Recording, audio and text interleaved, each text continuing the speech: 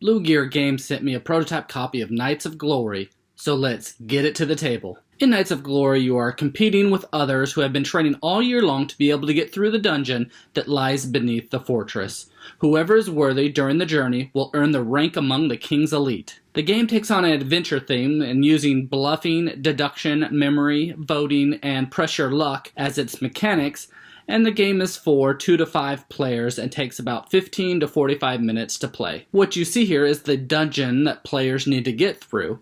Each tier includes 2 cards, but the game includes 12 different cards for each tier. So these cards are randomized each and every game that you play. These cards will show what tier level they belong to in the middle, how many dice that are required to be rolled when passing through, listed on the right, and a weapon indicator that is listed on the left. Each player will have a pawn placed on the start card, 2 voting cards, and 5 weapon cards to start in their hand at the beginning of the game. The weapon cards includes bombs, keys, shields, swords, torches, jesters, and wilds. The first player will take the rook and begins with the action phase. On your turn, you must decide to perform one of the 3 actions: advance, pass, or discard.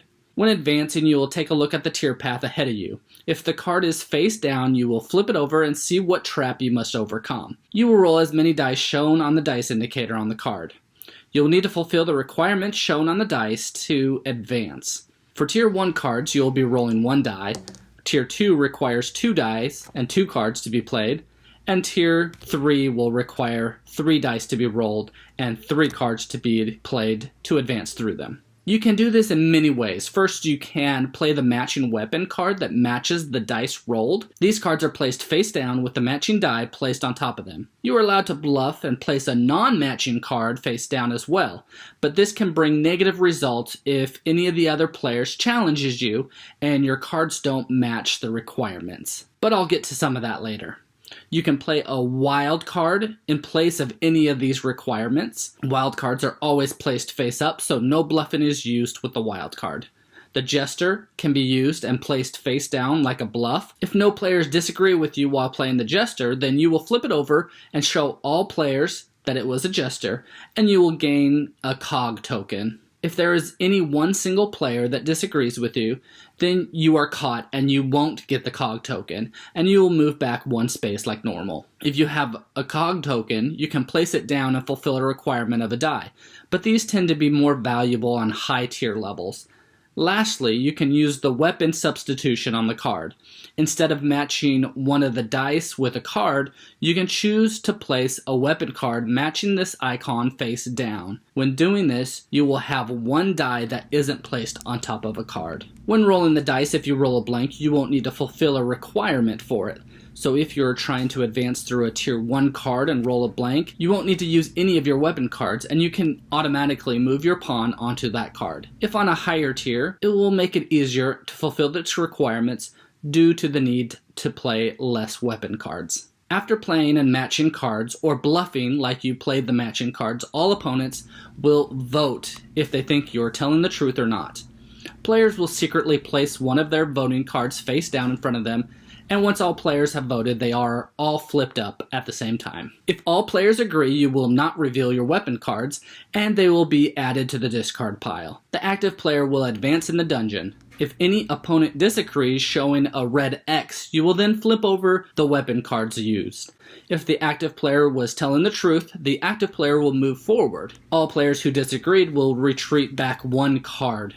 If the disagreed player is on the start path, then they will remain on the start path, and they will have to reveal and discard one of their weapon cards. If the active player was bluffing, then that active player will have to retreat back 1 card unless they're on the start card, and in that case, their turn will end.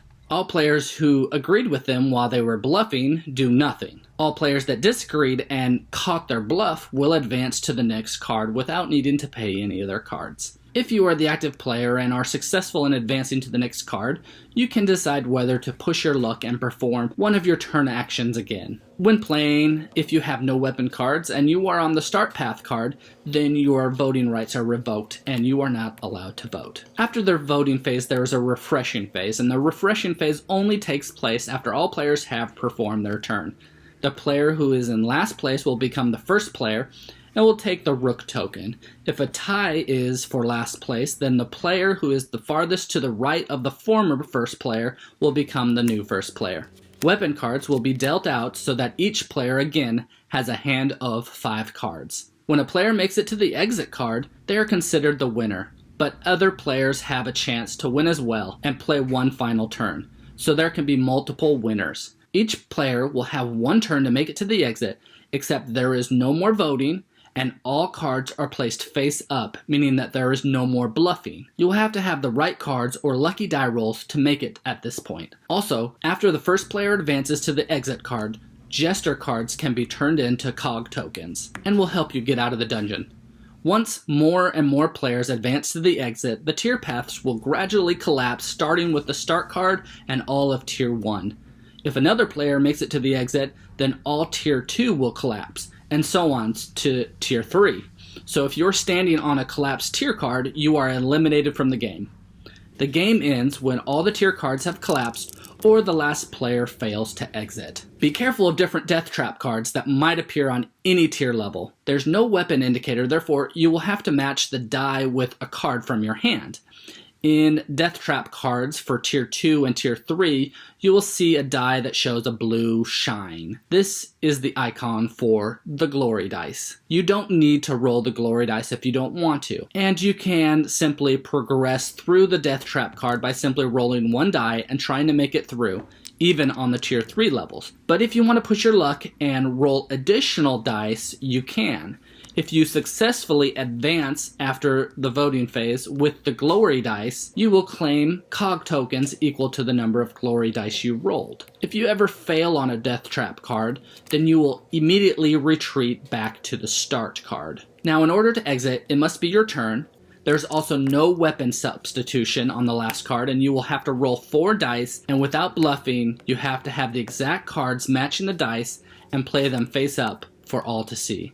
For this reason, it might be smart to keep your cog tokens to use at this point. If unsuccessful when attempting to exit, all opponents may decide to advance for free, with the voting phase being skipped. Now, if you're brave, you might decide to try the Path of Glory on your turn. This is done when you are attempting to advance to the next card that is a tier level higher than the number of cards in your hand. If you successfully advance, then claim a cog token. An example would be trying to advance to Tier 2 with only one weapon card in your hand.